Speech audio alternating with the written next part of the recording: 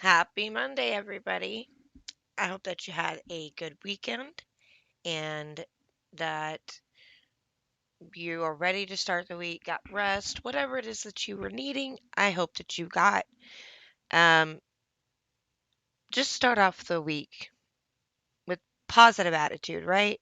That's how I'm going to start trying to do things. Sometimes I don't always have the best attitude starting into a new week, but since my weekend is technically Sunday and Monday, my week doesn't start again until Tuesday. But I have to start having a better attitude sometimes about it. Um, does anybody else have issues with sinuses and allergies this time of year? And does it seem to last forever? Because I feel like it was like, what, maybe a month and a half ago, 2 months maybe, I can't, everything bleeds together, that I was sick and coughing and stuff, but I can still feel like I've got like congestion from it. I hate it. Anyway, I'm still dealing with that. Like, I'm not sick anymore, and it's not as bad as it used to. Because when I first got over being sick, like, say when I'm at work, and because I like to sing when I'm at work, it just passes the time and just gives me more energy when I have to, be up early and work 13 hours a day. But I would always, like, every, I don't know, a couple minutes just have to cough because I just had so much congestion building up. And it's not like that anymore, but I can still feel it, and it's just I'm getting so tired of it because it's making my voice more raspy and hoarse sounding, and I have to clear my throat all the time, and the more I talk, the more I have to do it, and I hate having to do that when I'm recording, so I apologize anytime you hear me clear my throat. I have no choice. That's just the way it is, and I don't ever know when it's going to end. I just have a few things prepared to talk about for today. And I don't know how long I intend to talk about each thing, but there was a couple things that came across on um, it was either Facebook or on Twitter. I think it was Twitter where I found them. I don't really engage with Twitter a lot. I don't like Twitter, but I will go and check a few notifications for certain people that I do follow. And that's usually where I get any information from there. Elijah Shaper, Ben Shapiro, Jack Posobiec. Is that how you say it? Posobiec? I don't know if that's how you say it. And that's where I get some stuff to talk about. And then also something really important that came across that it's so suspect to me. I got on Facebook, and I'd never. Well, I didn't know who this person was, nor did I know what they were kind of famous for, but it's very suspect. And maybe some of y'all know what I'm talking about without me even saying anything. But first, I want to talk about the two shootings that took place over this weekend. I think one was Friday and one was Saturday. The first one, and I don't think I have a video of it. Um, I mean, I can always try and pull one up. We'll see. But the first one was a shooting that happened in Tuscaloosa, Alabama. I'm pretty sure that's how you say it. I got laughed at because I pronounced it Tuscaloosa or something like that yesterday, and I was corrected. But I don't even think I've ever heard of that city. There was a fatal shooting there. This is from WVTM13.com, and I don't have an author of this article, but it says that officials have released the names of two men killed in separate shootings over the past weekend in Tuscaloosa. Tuscaloosa police were called to Legacy at Country Club Apartments at 3:14 p.m. Sunday to investigate a shooting. So this just happened yesterday.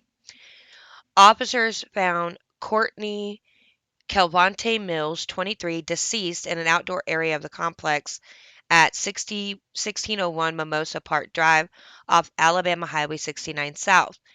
Investigators with the Tuscaloosa Violent Crimes Unit are investigating whether the shooting is related to an early morning incident. Two residents reported that several shots were fired into their apartment at 3:57 a.m. Their apartment and an adjacent unoccupied apartment were damaged by the gunfire.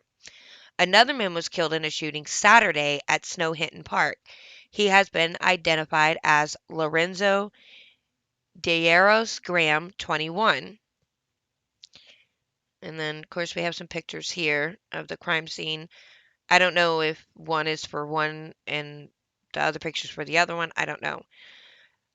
Police say several people called 911 just after 7:30 p.m. when they heard a number of gunshots and saw cars speeding away from the crowded park. A lot of pictures.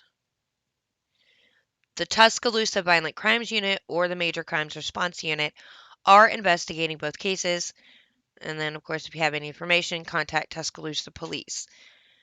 So there's not really a whole lot on this story. I just happen to pick that article, but I'm pretty sure that there's more. Um, Maybe if we type in yesterday. Just to be honest, I don't always completely read full articles when I'm going through to find stuff that I'm going to use to read. Some people already know that. So, if I don't have a whole lot of information, it's because I didn't realize it was going to be a short article.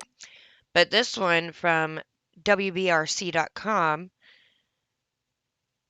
suspect sought after 21-year-old man killed in shooting. So this is going to be one of them. One man is dead after multiple shots were reportedly fired near the playground of a Tuscaloosa park. Officers said the victim was there with his baby son. Nope, this was updated. This isn't the right one.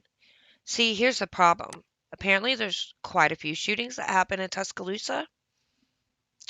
So you got to be careful when you're picking the article and make sure you're reading dates because you might be reading the wrong one. See, shooting at Tuscaloosa intersection leaves one dead. That was August of last year. So maybe we just need to put the date.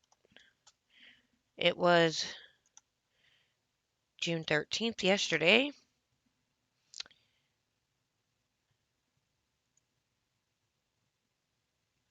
So let's see what this one says. They have identified the victim of the Willow Lane shooting as 19-year-old Verson Leonard. They have also arrested a suspect, 22-year-old Brynga Edward. I butchered that. We expect a mugshot shortly. Capray, the traffic guy. Okay. And I guess this is a map of where it took place. Homewood police investigating deadly shooting at hotel. A shooting in an Inslee neighborhood leaves two people with life-threatening injuries. Suspect is in custody. Oh, good lord. It's confirmed one person has died in shooting on Lockhart Road in Harvest. Law enforcement is still on the scene.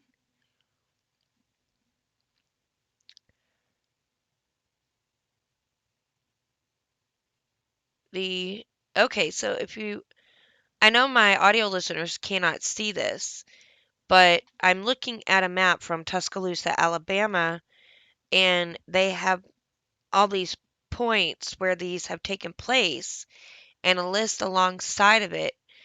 And there are lots of shootings in Alabama. That's crazy. Oh, side note, because while I'm reading this, I came across this one 6 days ago. The FBI arrested Dylan Harrington of Madison on charges related to assaulting a federal officer at the January 6th Capitol riot. So, someone all the way in Alabama. Well, that's great. Let's see what this one is. Well, this is nothing. Here we go. Maybe this one. Is this the same one? No. Yep. So, a young man was shot and killed in Tuscaloosa overnight at the 3200 block of Willow Lane about 12:14 this morning. When Tuscaloosa police officers arrived, they found a 19-year-old man shot multiple times. The victim died a short time later. Investigators continue to speak to witnesses and gather evidence. And then there was another shooting incident about 45 minutes earlier at Branscombe Apartments where three people were shot. One of them has critical injuries. So that's actually three because the other one was at uh, what those other apartments were. It was not those. So we're talking multiple shootings in just a couple days in Alabama. I did not realize how dangerous Alabama was, or could be, I guess. So there's not a whole lot of information about these because they just happened. They're still investigating. But there was also another shooting that took place, and this shooting took place in Austin. And they've already arrested one person. They are looking for the second. This is from the Tampa Bay Times. So it says police have arrested one suspect and are searching for another after a mass shooting on a crowded downtown Austin street left 14 people wounded early Saturday, two of them critically. The Austin Police Department said in a news release that the U.S. Marshals Lone Star Fugitive Task Force assisted in making the arrest, but it provided no other details other than to say it is continuing to follow up on leads for the suspect still at large. Interim Police Chief Joseph Chacon said the shooting happened around 1:30 a.m. on a street packed with bars and barricaded off from vehicle traffic. Excuse me. He said investigators believe it began as a dispute between two parties. Chacon said both suspects are male but declined to disclose details, such as whether both fired shots, saying the investigation was ongoing. Most of the victims were innocent bystanders, but we're still sorting out all of the victims to see what their involvement is in this case.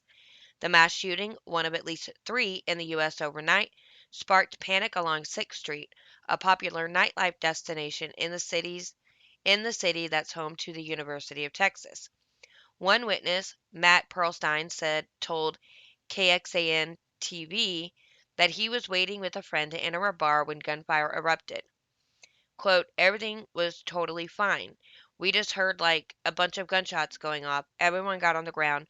We couldn't even comprehend what was going on at the time. End quote. Shakon said his officers responded quickly to the area. Quote, they were able to immediately begin life-saving measures for many of these patients, including applications of tourniquets, applications of chest seals, he said. End quote. Um, because of the chaos on the barricaded street, police drove 6 of the wounded to hospitals in their squad cars. Ambulances transported 4 people, and the other 4 made their own way to hospitals. Governor Greg Abbott issued a statement thanking police and other first responders and offering prayers to the victims. Abbott said the State Department of Public Safety is assisting in the investigation, and Chacon said the FBI and the Bureau of Alcohol, Tobacco, and Firearms were also assisting. Now, this one I do have a video of. Um, it just shows the chaotic scene. I'm not going to play the whole thing. It's 6.5 minutes long, but this is where it starts.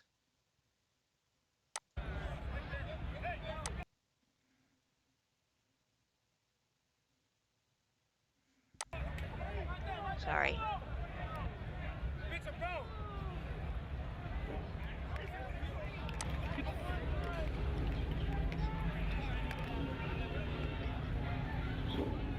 there's a lot going on.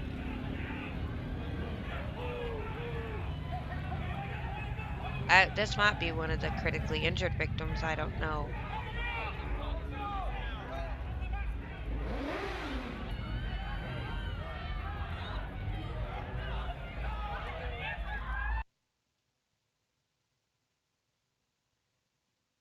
I mean, just there's another victim being carried in.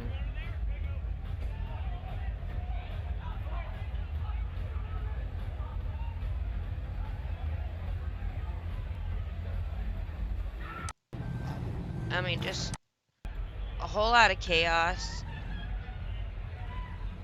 So here he's in handcuffs. I don't know. I guess he's one of the people that was involved. I do know that they say that the other person they're looking for was a slim, tall, black man with dreadlocks. Allegedly, that's the second suspect.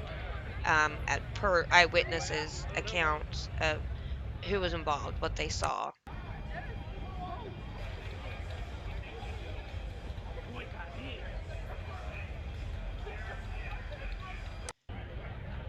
But do you see? Now Austin is a little more liberal, a little more like California. Um, it's just like the hub of liberalism. But if you'll notice, yes, I understand that this happened there. But at least these police officers go and handle the situation. And you see that there's no rioting going on. Nothing else is happening other than just trying. If this had happened in anywhere else, Seattle, Portland, I think that the cops wouldn't have been able to even approach to help the victims. I think it would have erupted into even more chaos. So at least I can say here in Texas, our law enforcement, they handle situations and we don't let rioting take place. I know they last summer they tried to riot here in Fort Worth and they were shut down so quickly by the chief of police, Ed Kraus. Um, he arrested them and he put them in jail because he's like, we're not doing that here. That's not happening here. And very good man. He's a he's a good man. I know him. Um, I bought him I bought him this thing. So you can adopt a police officer and they send you this package and it came with like a coffee mug, it came with the Blue Lives Matter flag, it came with the Blue Lives Matter bracelet, which I kept the bracelet and I wear that all the time. It came with some other stuff, a pin, and it came with a sticker, which I also, or a lanyard, and I kept the lanyard, but everything else I gave to him. And I just I pulled his number out of our system and I told him who I was and I said, I apologize for using your phone number to text you. I said, but I know you don't come in very often and you know, could you please stop by? I have something that I would really like to give you. And he thought it was really great. He was very appreciative of it. I was going to record the interaction, but then I felt like this is personal and I don't want to do that because it was a personal moment to show police officer that I support them and this was during the height of everything that was going on. So if you ever get a chance to do that, if you know a police officer, whether you know them well or not, if you can ever do that, adopt an officer and you get that package, it's $44. It I know that can sound like a lot to some people, especially right now, but it's not that much. And you can have them send it to any law enforcement officer, or you can have them send it to your home, and you get to choose which officer you give it to. I'm telling you, it'll make their day. It really will. So I like the fact that you know just support our law enforcement officers when they need to be supported. If they're wrong, they're wrong. but they still need to know that they are supported and that people do care what they do and what they go through, because it's really sad that a lot of them are getting all the flack that they're getting. They're being demonized, they're being defunded, so people are, walking off the force. And, even some people that it probably meant the world to them to be a police officer, and they give it up because it's just not safe anymore when you, especially when you live in a city or a state that doesn't support you. How could you continue doing that kind of job if no one's going to support you? So we really should show them more support. And that doesn't mean, you don't have to spend money to show them support. That was just something personal that I wanted to do. But there's lots of ways. And, um, but I'll tell you, when you do something charitable, it, it can really, like, it makes you not only realize that you care about others and you're doing good for others, but you know that it is helping. Um, Now, if I could donate all the time, I would, but I have donated to several things. I've done the um, for the firefighters. I've done wounded warriors for our military veterans. I've done I think it's one for fallen officers, for police officers, state troopers, Jewish Voice, which has nothing to do with law enforcement, but that's to do with, um, spreading the gospel to the Jewish community in Israel. And, it makes you, it really lets you know, and it makes you feel like you shouldn't be taking the things that you have for granted, because you have it so much better than a lot of people. And that's true. We do. We have it so much better than most people. Even if you're broke all the time, if you have a home, food, a job especially, then if you have those things, your family, your friends, you have it way better than most people. Even if you don't have the things that you would like to have, if you have the things that you need, this is, I don't know where this is going. I don't know why it led to this, but maybe somebody needs to hear it. At church last night, we our pastor discussed, um he ended up on a topic of contentment, and that wasn't the whole topic, but he was talking about following the old path, so the way things used to be. Just continue doing it that way, don't try to change it. It works to continue that way. And he talked about how that leads to contentment. And he mentioned celebrities who have all this money, this huge home, adoration from people, and then you take somebody like us, regular people, um, and we have maybe a small two-bedroom apartment and a car that you got for $4,000, and you make $10 an hour at your job, and you don't have a lot of fancy things. Yet, somehow, as a Christian, you are more content with that type of life than someone who has a life of a celebrity, who has money that could buy anything that they needed or wanted, and all this nice great stuff, but they're unhappy. And you can tell they're unhappy. It's very obvious celebrities are unhappy. My theory about the celebrity thing is, aside from that part, you hear a lot of celebrities now are wanting to, run for office. Alyssa Milano thinks somehow in the world she's going to be elected in the 4th District of California to Congress.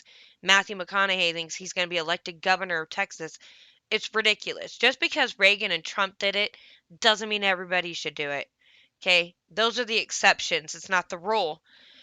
And the fact that I feel like they are doing it so they can be relevant again.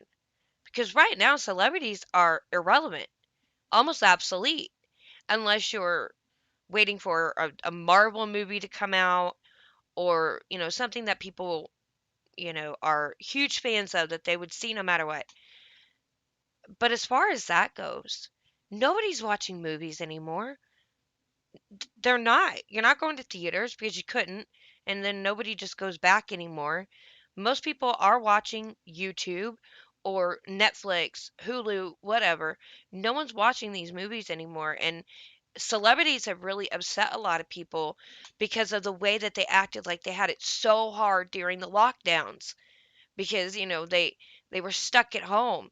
Yeah, it must be nice to be stuck in your 9 bedroom $5.5 million mansion with everything at you know just all you had to do is say I want this and then bam there it is. you know it's that I think ticked a lot of people off because they don't realize how good that they had it while regular people were suffering, losing their jobs, losing their businesses, their livelihoods. They didn't get it. So I think that's what made people not really care about celebrities anymore, and they're irrelevant. So to bring it back around to the point I was trying to make, I feel like they're doing this so they can be relevant again because they have this attitude, this mentality that if they are not getting external validation for who they are and what they do, they feel they have no purpose. So since they aren't making movies and, doing anything like they used to be able to do, they feel like they have no purpose, no validation. So they're empty. So what is big right now? Politics. So they decide that they're going to run for something so they can continue getting that validation and feel like they have a purpose again. I mean, look at Bruce Jenner trying to run for, governor of California. That's all I'm saying. It's just, I feel like this is why they do it because they don't want to be irrelevant anymore. I mean, I don't know. I don't know.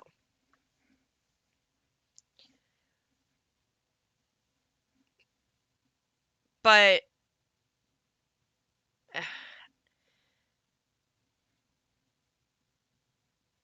I don't, it's, I can't really explain what I'm thinking.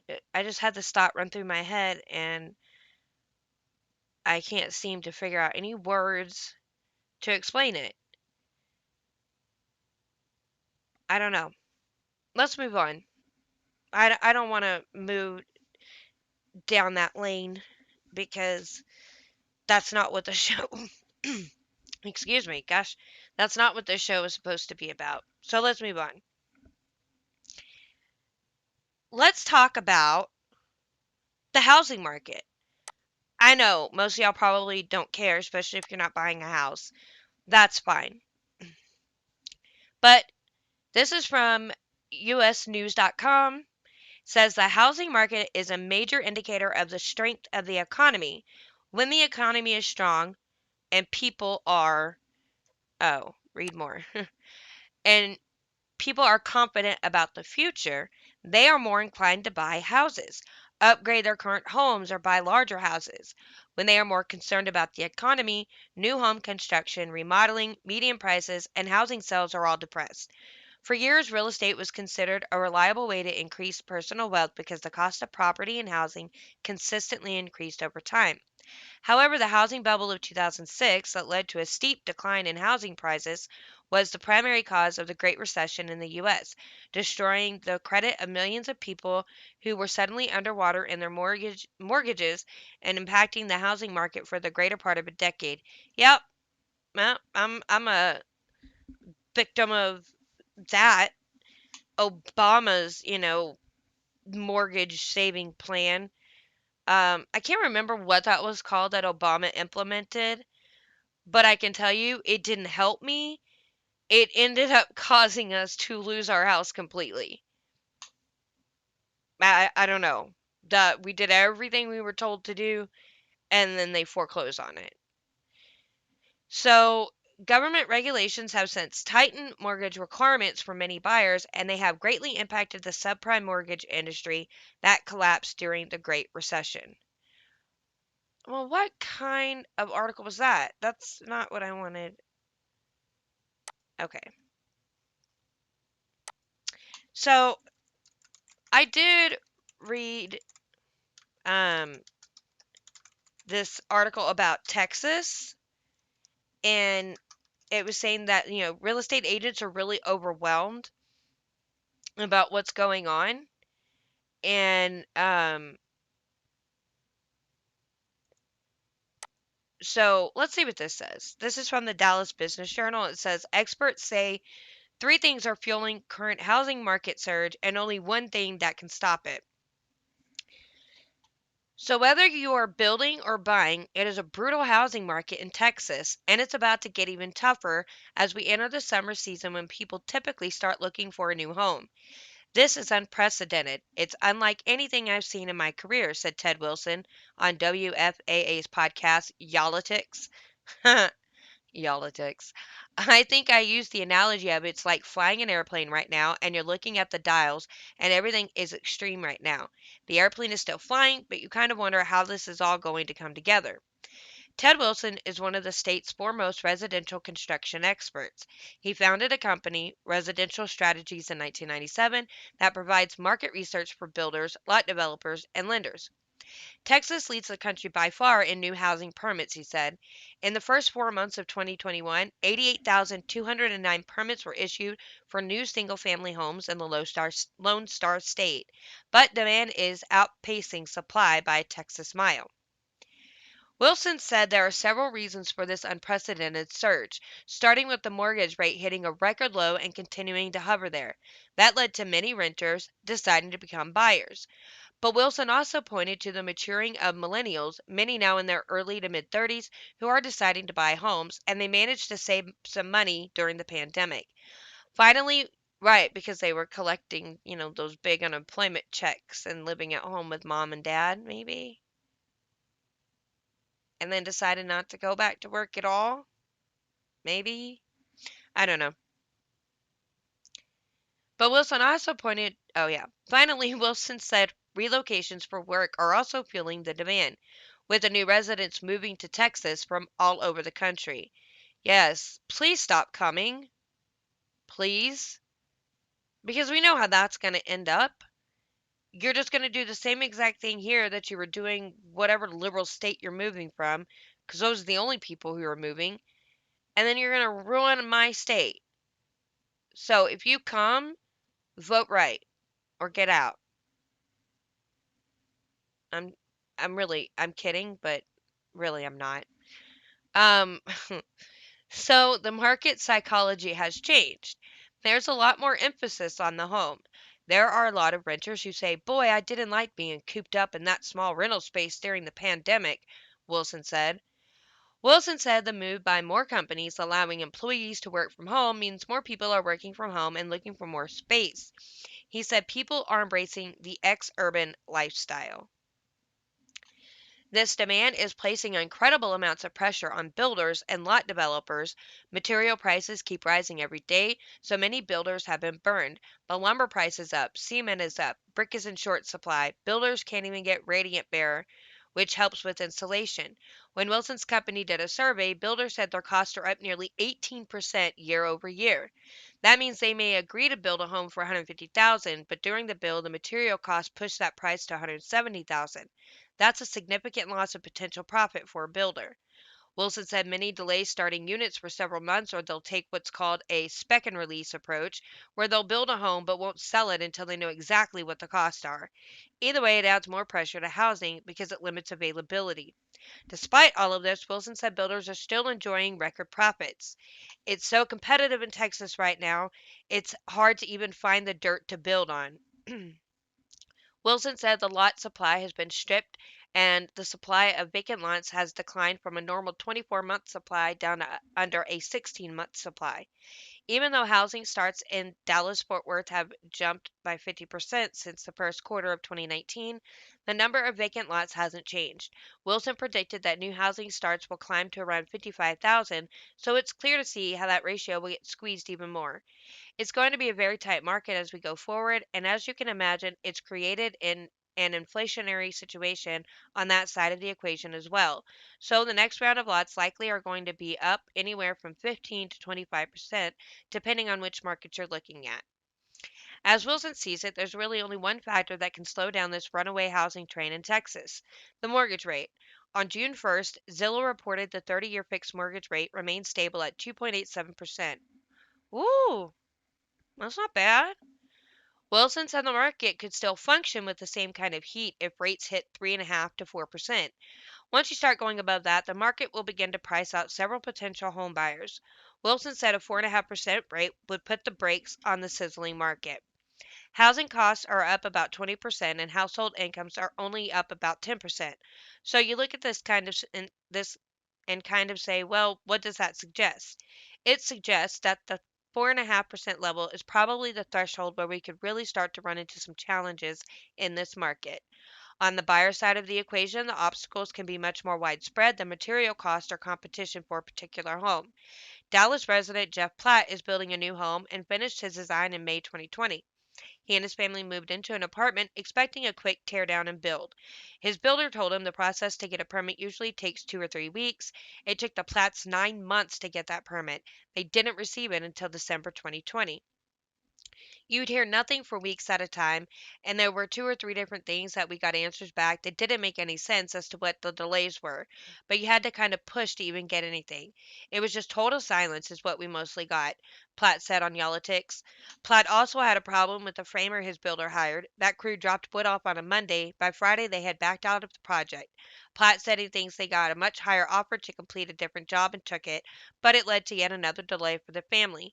These types of stories and complaints about bureaucracy and permit delays are commonplace all across Texas. The Platts are now expecting to have their new home finished in September 2021, around 19 months after starting the project, and that assumes no more delays. If you're building or thinking about building, Platt has some good advice.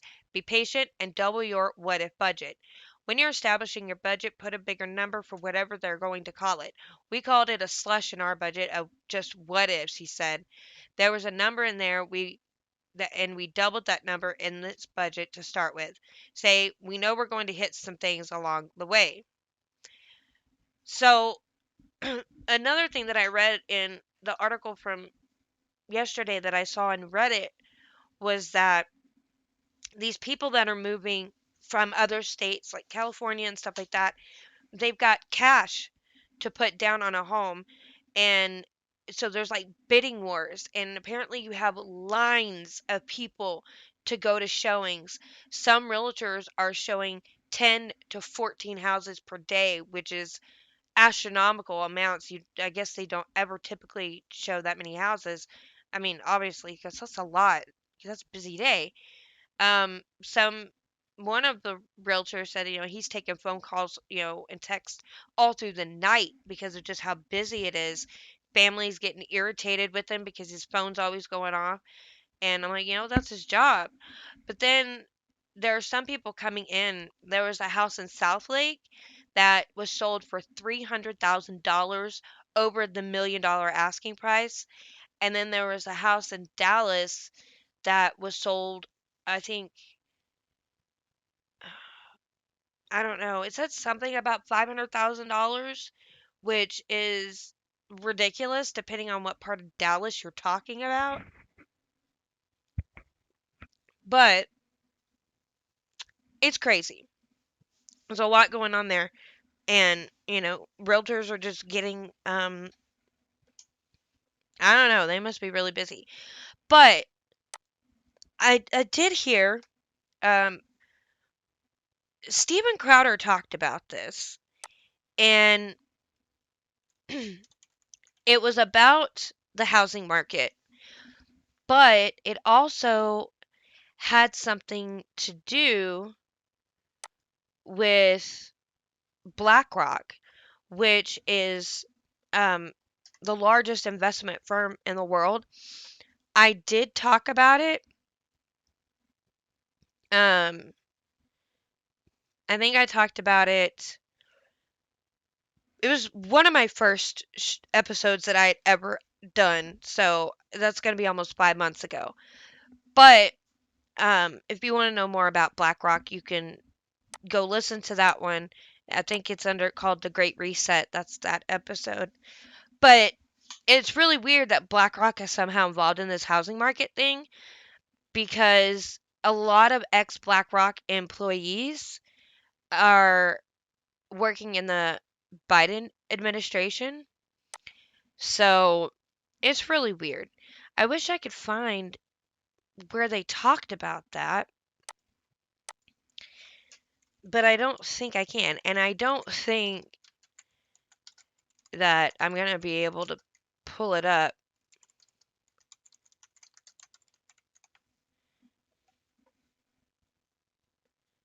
Okay, so here's something. And like I said, when I talk about this kind of stuff, this is just alleged because I never know if it's true because there are a lot of rumors that go back and forth.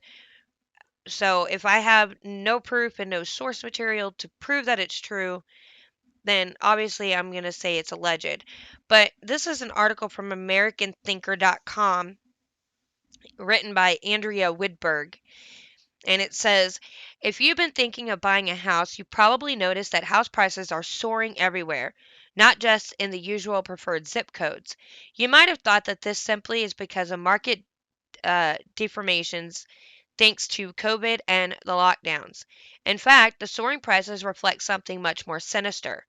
BlackRock, an investment company, is buying up housing stock, turning America into a nation of renters. That is, people with no stake in their communities or their futures. However, what's really sinister is that it's not just housing stock. BlackRock, along with the Vanguard Group, owns a disproportionate number of American corporations, more even than you realize. Let's start with the housing stock issue. Here's a short, okay, so there's a short Tucker Carlson video. Let's see. Have you tried to buy a house recently in this country? Suddenly prices are out of control. And not just in the places where you'd think they would be. Texas, Florida, people moving out of failing states into thriving states. They're up everywhere. They're up in San Jose, California, which is already way overvalued for like 20 years. But they're still going up. Homes are going for a lot above asking price everywhere. With his New York City office shut due to the pandemic and looking for more space for his family, in the summer of 2020, Justin Goldberg and his wife Jessica put their 3-bedroom Bloomfield, New Jersey home on the market. The house listed for $399,000. With multiple six-figure offers over the asking price, the house sold for $542,000, over $140,000 more than what the couple was asking for. But the family then found themselves struggling to find a new home. With little inventory on the market, the couple signed a 1-year lease on a rental, and on the advice from their realtor, they then modified their house search from looking for a move-in ready home to a fixer-upper. That's a good idea. Well, that is happening everywhere. It doesn't seem normal. There's been a lot of moving within this country, but we're not watching a conventional housing market. There's something else going on, and in fact, there is. The Wall Street Journal in a recent piece found that private equity firms like BlackRock are purchasing entire neighborhoods of single-family homes and turning them into rentals.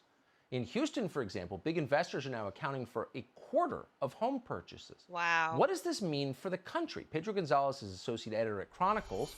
We're happy to have him on tonight to assess this. Pedro, thanks. Okay. If you want to finish watching that video and listen to what Pedro has to say, you can. So, some people would call me a conspiracy theorist when I talk about the Great Reset. However, what I talked about, it seems to be true. Obviously, I mean, well, there's source material to back up whatever was said, but clearly, this is something weird. This is strange. This isn't normal things to happen. So, for my audio listeners, since you couldn't see the video. If you want to watch it, you can go find it. It's Tucker Carlson. It's This is happening everywhere, and you can go watch that video. It's only 4 minutes long.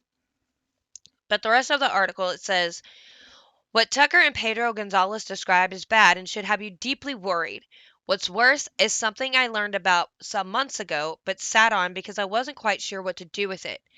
It's a video made by a Dutch woman in which, using publicly available information, she points out that very few corporations are the personal playgrounds of millionaires and billionaires.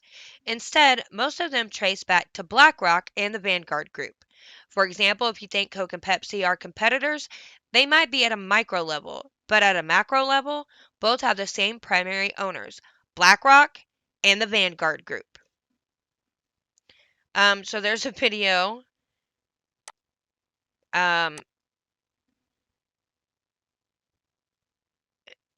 Okay, you're probably going to have to, it's 45 minutes, but the beginning of it, it says Monopoly, an overview of the Great Reset.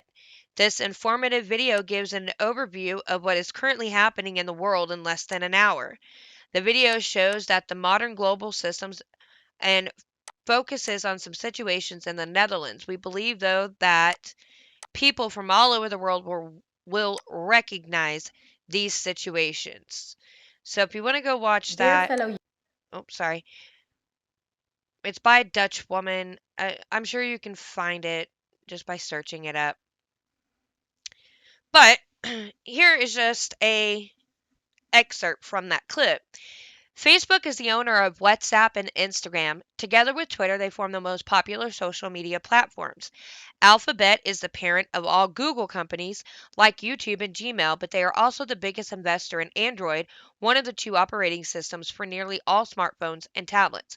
By the way, just to clear this up, Susan Wojcicki, CEO of YouTube, was married or is married still to Sergey Brin, who is the owner of Alphabet. Just so you know, that's also all connected in that way. The other operating system is Apple's iOS. If we add Microsoft, we see 4 companies making the software for nearly all computers, tablets, and smartphones in the world. Let's see who are the biggest shareholders of these companies. Take Facebook. We see that 80% of the stock is owned by institutional investors. These are the same names that come up in the food industry. The same investors are in the top 3. Next is Twitter. It forms with Facebook and Instagram, the top 3. Surprisingly, this company is in the hands of the same investors as well. We see them again with Apple and even with their biggest competitor, Microsoft. Also, if you look at other big companies in the tech industry that develop and make our computers, TVs, phones, and home appliances, we see the same big investors that together own the majority of the stock. It's true for all industries. I'm not exaggerating. Go check out that video. When I first watched the video, I decided that it was too conspiratorial for my taste, or as I like to describe it, something using imaginary dots to connect invisible lines. I might have ignored it forever if it hadn't been for Tucker's segment about BlackRock.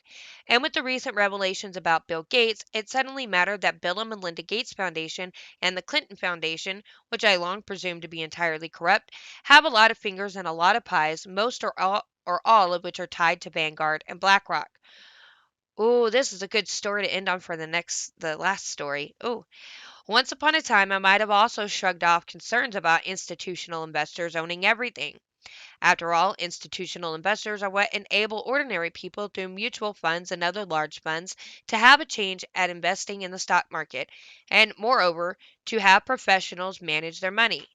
However, I recently began rethinking that viewpoint when I realized that the fact that institutional investors ultimately own the shares in most corporations probably explains why there haven't been shareholder lawsuits when corporations have made social justice decisions that cause their shares to decrease in value, like Gillette's WOCAD. While ordinary shareholders might once have objected, the institutional shareholders don't, because they hold the same values as the woke corporations. Everything is intended to steer American society and European society in a single direction.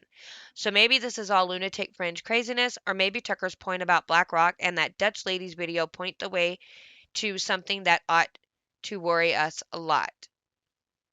Well, here, I'm going to tell you this. Um, for tomorrow, I will go over this video by the Dutch woman.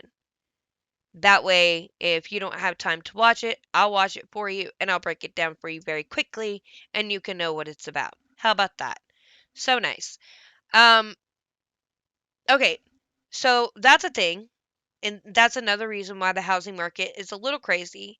If you didn't watch my Great Reset episode, you would know that BlackRock purchasing homes and making people renters because they're purchasing them at such astronomical prices that people can't afford to buy them, so they just end up having to rent.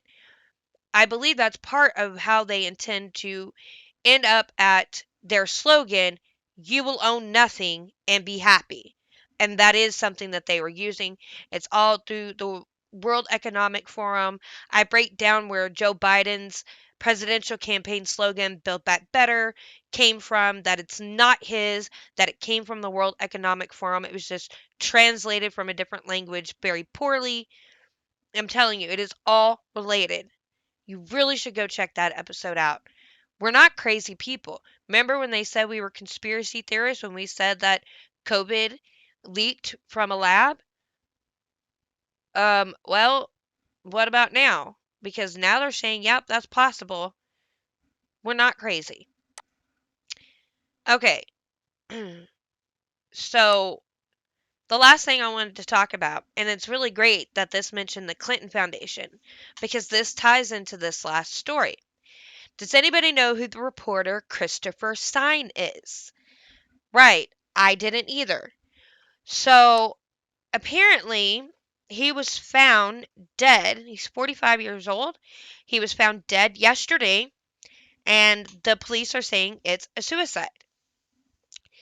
And the reason why you shouldn't take that as complete gospel, maybe take it with a grain of salt, be a little skeptical of what you're being told, because he released a book that exposed something that Bill Clinton did that apparently was a really big deal, and then he ends up dead by suicide? No, that's a bit suspect. Um, they can say it's a suicide all they want. I believe that somebody had something. I wish I could prove it. I believe he was murdered. That's just my opinion. It is what it is. This is from townhall.com. So, back in June 2016, local ABC 15 reporter Christopher Stein broke the news that former President Bill Clinton secretly met with Attorney General Loretta Lynch on the tarmac at Sky Harbor Airport in Phoenix. The meeting lasted for nearly half an hour inside of Lynch's official government plane. At the time, then Democrat presidential candidate and former Secretary of State Hillary Clinton was under FBI investigation for sending and receiving top secret classified information on a private email server. Just days after the meeting, the FBI announced Clinton would not face charges. Although we did not find clear evidence that Secretary Clinton or her colleagues intended to violate laws governing the handling of classified information, there is evidence that they were extremely careless in their handling of very sensitive, highly classified information, FBI Director James Comey said at the time. Although there is evidence of potential violations of the statutes regarding the handling of classified information, our judgment is that no reasonable prosecutor would bring such a case. To be clear, this is not, yeah, no reasonable prosecutor because they don't want to end up dead. To be clear, this is not to suggest that in similar circumstances, a person who engaged in this activity would face no consequences. To the contrary, those individuals are often subject to security or administrative sanctions. But that is not what we are deciding now. In that, did you just hear that? Did you just hear that? So he just said there is evidence of potential violations of the statutes regarding the handling of classified information, but that their judgment is that no reasonable prosecutor would bring such a case. But then he goes on to say that in a similar circumstances, it wouldn't be that way. On the contrary, they would absolutely bring a case against this person. What makes Clinton so special? Her body count, the death body count. That's what makes her special. Nobody wants to die. Allegedly. So Sign also wrote a book that was published in January 2020 called Secret on the Tarmac. There's a video, but I'm not going to play it. So Jewish Deplorable at Trump Jew 2 tweeted, Christopher Stein went on Fox recently about the death threats he received after breaking the Clinton Tarmac story. Ooh. You've paid the price for this career-wise. What kind of threats or what have you received? Well, my family received significant death threats shortly after breaking this story. Credit cards hacked. My children, we have code words. We have secret code words that they know what to do. And that's why I came back to WBMA, ABC 3340 in Birmingham, because when I was enduring the death threats, it was my former Alabama football family and my teammates, my coaches who circled around me. Wow. Oh, my. Read all about it. You can get the book right now, Secret on the Tarmac. It's at Christopher Sign, SIGN.com. And on Amazon as well. All right. Thank you for joining. So, for audio listeners that you couldn't see that video, it's just a short video. If you have Twitter, you can look up Jewish Deplorable or go to townhall.com and pull up this article. He was getting death threats. His credit cards were being hacked. And his children in them, they had code words. So 4 years later, Ensign has died. He was working and living in Alabama this is from the New York Post. The Alabama TV anchor who broke news of the infamous 2016 Tarmac meeting between former President Clinton and the Attorney General Loretta Lynch died Saturday in an apparent suicide, according to reports in his employer. Christopher Sign, 45, was found dead by Hoover, Alabama police around 8:13 a.m. Saturday after cops received a call of a person down at his Scout Trace home, according to Al.com. The former college football player's death is being investigated as a suicide.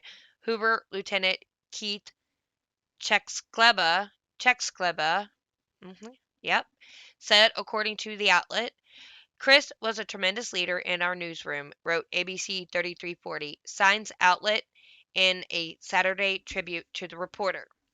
Friends and colleagues are sending their condolences. Sign is survived by his wife and 3 children.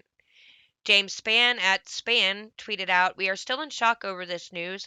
Chris was a very good friend and an incredible journalist. The grief today has been overwhelming.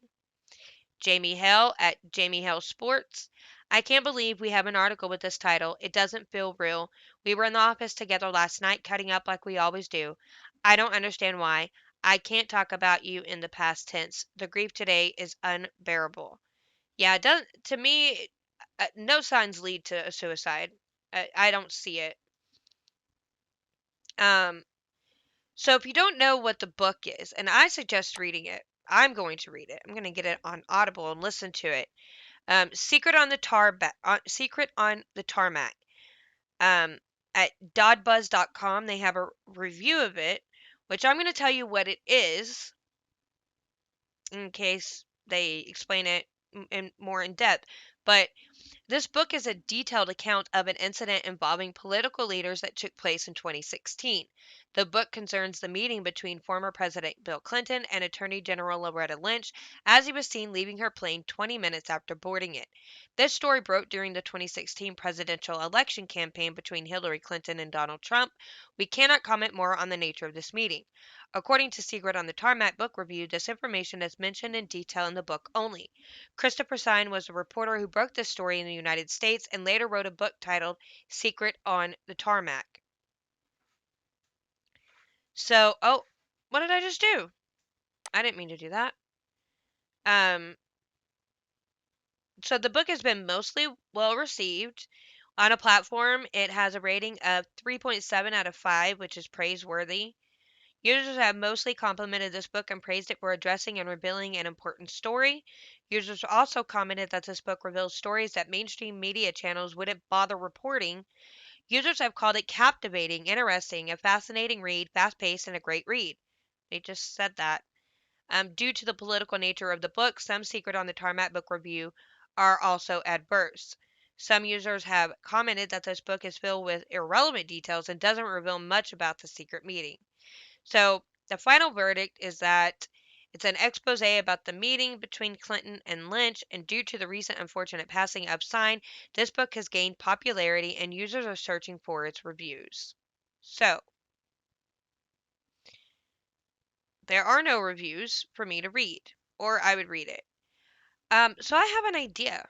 I think, um, what if I and my listeners read this book together and learned all about it? Could that be really cool? Like, okay, this is just an idea, and give me some feedback and tell me if you would be interested in doing this. My Tuesdays and Thursdays, since they're short, what if instead of you having to get the book, pay for it, read it, listen to it, you're busy, whatever, what if I got the book and on Tuesdays and Thursdays I just read it to you so you could listen? Okay, so that really didn't make any sense because it said you're too busy to listen to it, like do Audible, but you could listen to it through me. That's not what I meant. I meant so you don't actually have to buy the book. Fortunately, I get Audible points and I can get it for free. So let me know what you think. And if that's not cool, then what if we just read it together and then discussed it? Like say, hey, let's read the first 4 chapters and then we'll discuss that. And then someone else can pick, yeah, let's read chapters 5 through 10 and just get further into the book. I think that would be a lot of fun. I suggested that to somebody once for their book review podcast. And she's like, oh, yeah, that's a great idea. And I'm like, man, I shouldn't have given her that idea. I should have kept it for myself. But I'm not a book review podcast, so it wouldn't have made any sense. But I think that it could be fun if I and some of my readers, some of my listeners, got together and did that. I think that'd be cool. So just let me know what you think. Yeah, I'd be really interested to know if people wanted to do that. Um, I don't really know anything else about Christopher Sign. And I want to do some more digging into the type of person that he was, what kind of journalism he did. And I'm going to keep a watch on the story to see if any news breaks about whether or not they still believe it's a suicide or not, if anything changes. Um, but I don't feel it was suicide. My intuition tells me don't believe that just because of who he is, what he did, and who he is connected to. It's really, really crazy. But I would just like to say, you guys, thank you for joining me today. And it's been a good show, I think. A lot of bad stuff happening and a lot of sad stuff happening. It seems like almost every other day there's shootings going on, or just somebody's dying of something. And then you have this housing market going crazy, and BlackRock getting involved and just pretty much trying to take over communities and buy all the houses. There's something very nefarious going on in the background. And the whole point of this podcast is to find that truth and share it with people. And you know my opinion is thrown in there as well. You don't have to agree with me. You can disagree with me as well. But this is stuff that's really important. And I think that's why you see a lot of podcasts coming out. Um, and the thing is because just anybody can do it now. And that's what's so great. You don't have to have these connections to get yourself out there and propel yourself into a career if that's what you want to do. Now, if you want to do a podcast just for fun and it's not career oriented, that's fine. You can do it for fun. That's the great thing. Or you can make it into a career. You can, put in the hard work and turn it into a career. That's my goal. This is something I would like to do for a living. And um, I've thought about taking some journalism classes, investigative journalism, just to kind of maybe I can even maybe do that on what's that website? Skillshare. Maybe I can find a little course about some journalism there. And because this is something that I really enjoy doing. And if I could do this full time as a job, I think I would be a very, very happy person. This is just, it's fun to me and interesting to find stories and hear what's going on. And this only took place in 2019. I wasn't into politics, I didn't pay attention. But if you're new, then you wouldn't know that the way I got started in this was a Ben Shapiro lecture video.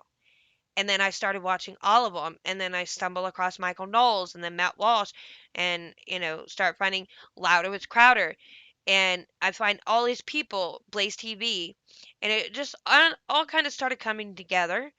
And this is what I don't watch just anything anymore. I'm watching all these podcasts throughout the day, getting information, going and researching it, and I enjoy doing that. So that's my goal.